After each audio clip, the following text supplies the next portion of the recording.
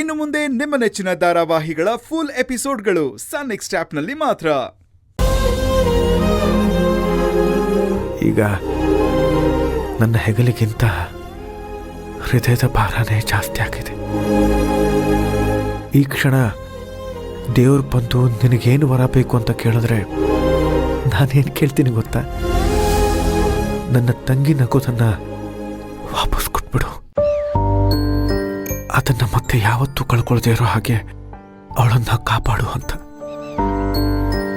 ನೀನು ಮನೆಯಿಂದ ಆಚೆ ಹೋಗು ಅಂತ ಹೇಳಿದೆ ಹೊರತು ಮನಸ್ಸಿಂದ ಆಚೆ ಹೋಗು ಅಂತ ಹೇಳಿಲ್ವಲ್ಲಮ್ಮ.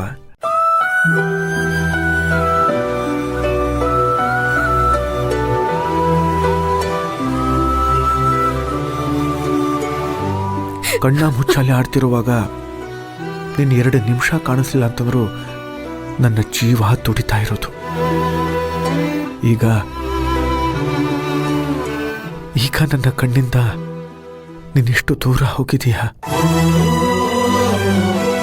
ನನ್ನ ಜೀವ ಎಷ್ಟು ಹಿಂಡ್ತಾ ಇರ್ಬೋದು ಅಂತ ನನಗೆ ಮಾತ್ರ ಗೊತ್ತಮ್ಮ.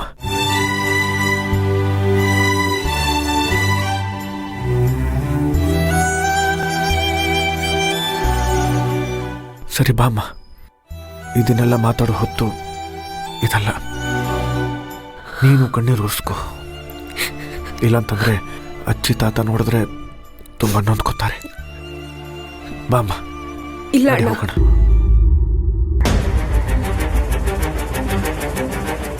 ನಾನಿಲ್ಲಿಗೆ ನಿನ್ ತಂಗಿಯಾಗಿ ಬಂದಿಲ್ಲ, ಸೂರ್ಯವಂಶದ ಮನೆ ಮಗಳಾಗೂ ಬಂದಿಲ್ಲ.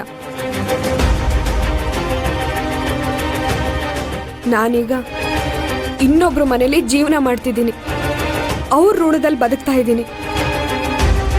ನಾನೀಗ ಕಾಳಿಂಗರಾಯರ ಮನೆ ಸೊಸೆಯಾಗಿ